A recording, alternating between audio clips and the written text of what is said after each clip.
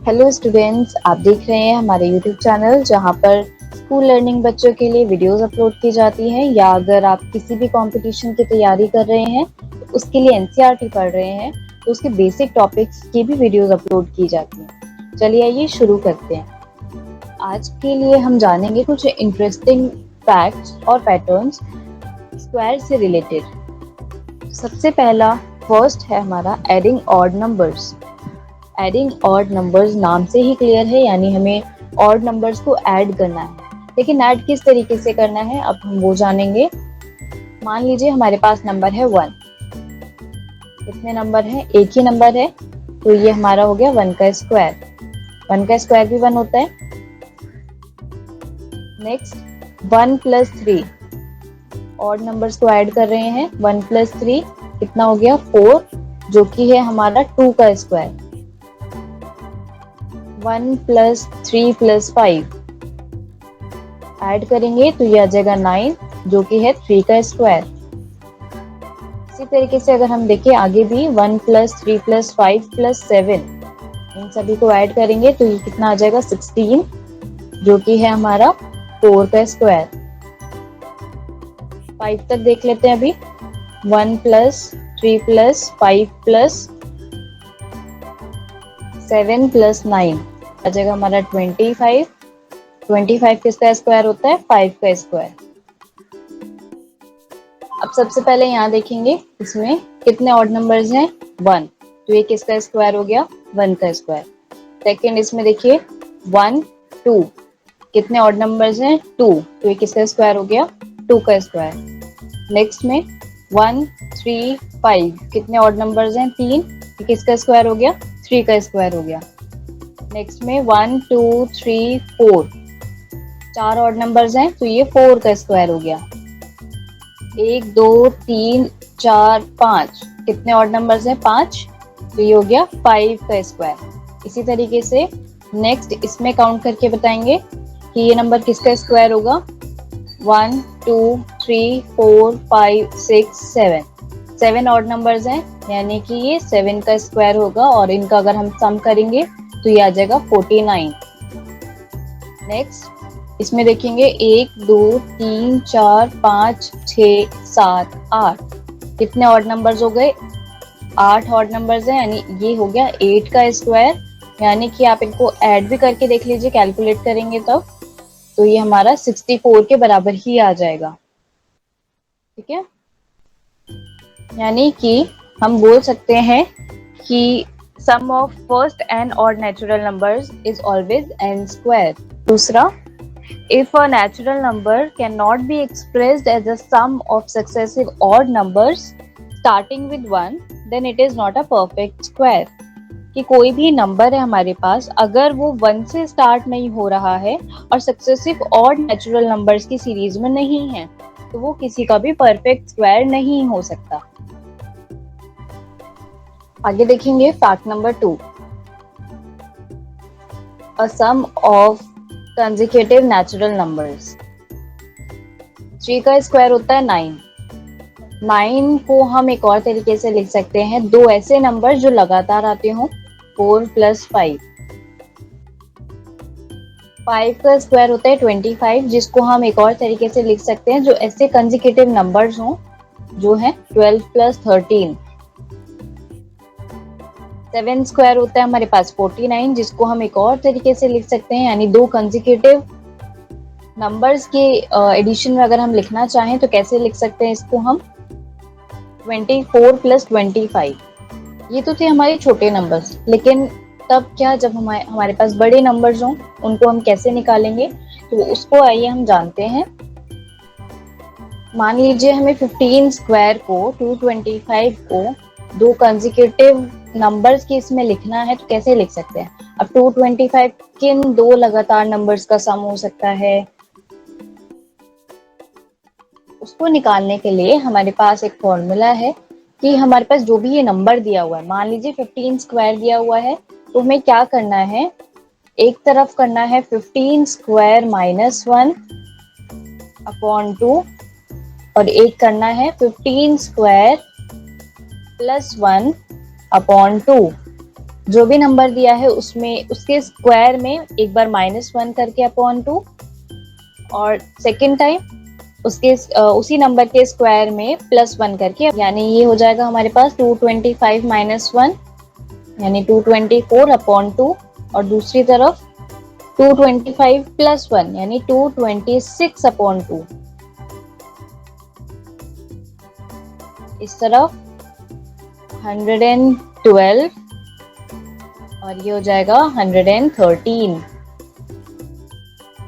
यानी कि 225 को हम किन दो नंबर्स को ऐड करके लिख सकते हैं जो लगातार भी हो, 112 और 113। ठीक है, एक और एग्जांपल ट्राई करेंगे। नेक्स्ट नंबर देखते हैं। नेक्स्ट नंबर है 11 स्क्वायर यानी 121। इसको हमें क्या करना है, ऐसे दो नंबर्स की फॉर्म में लिखना है जो लगातार भी हो और उन्हें ऐड करके 121 आए। कैसे देख सकते हैं, 11 स्क्वायर +1 अपॉन 2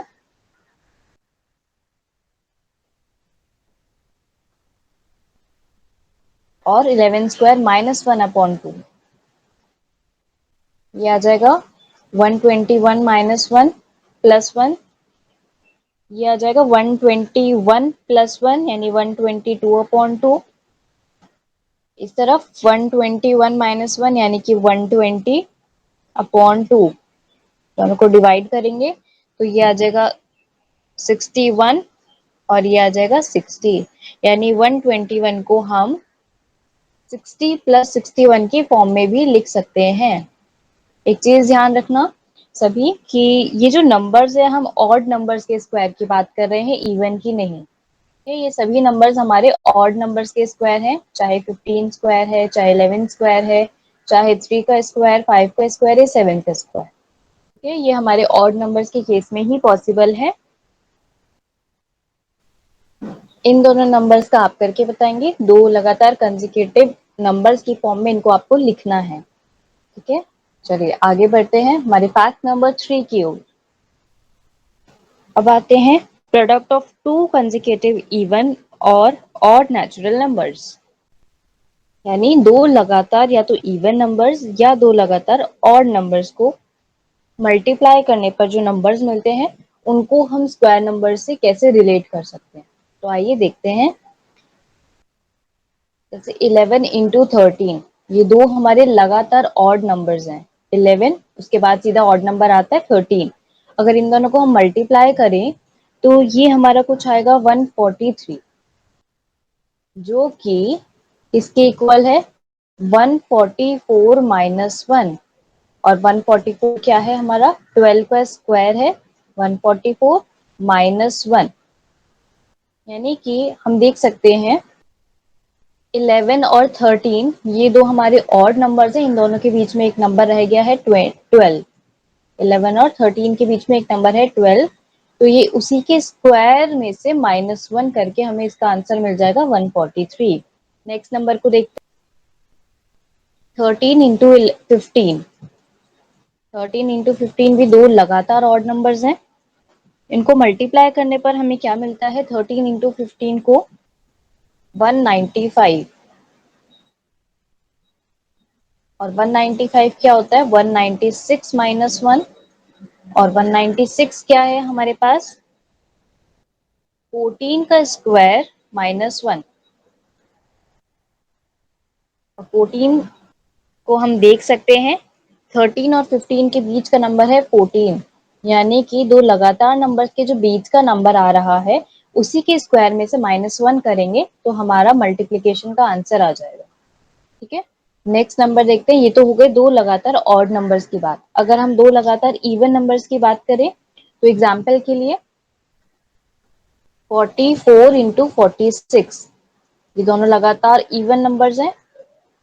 44 और 46 के बीच में कौन सा नंबर छूटा है हमारा, 45। यानी कि ये कुछ 45 स्क्वायर -1 इसका आंसर आना चाहिए। 45 स्क्वायर -1। 45 का स्क्वायर कितना होता है, ये होता है, अगर 2025 -1 कर दे तो ये आ जाएगा 2024।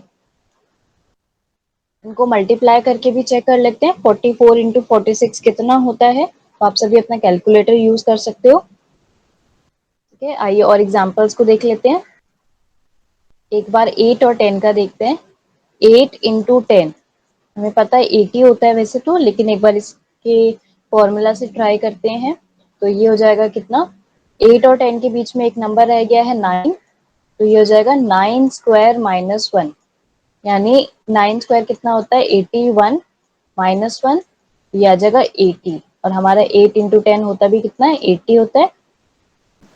अगर हम इसकी जनरल फॉर्म की बात करें तो हम ऐसे बोल सकते हैं a plus 1 into A minus 1, ये होता है हमारे ए स्क्वायर माइनस 1 के इक्वल। एक और एग्जांपल इस जनरल फॉर्मूला में डालकर देखते हैं, हम इसको यूज करके देखते हैं। तो मान लीजिए हम एक नंबर ले रहे हैं 5 और 7। ठीक है, 5 इंटू 7, 5 7 से हमें पता है 35 होता है, लेकिन इसमें एक बार फॉर्मूला में लगाएंगे तो 5 इंटू 7, 5 को हम लिख सकते हैं 6 माइनस 1, और 7 को हम लिख सकते हैं 6 प्लस 1। ठीक है, इसी की फॉर्म में आ गया ये। तो ये आ जाएगा कितना 6 स्क्वायर माइनस 1, यानी कि 36 माइनस 1, जो कि हो जाएगा 35। आगे इन दोनों क्वेश्चंस को आप लोग ट्राई करके बताएंगे। Thanks for watching.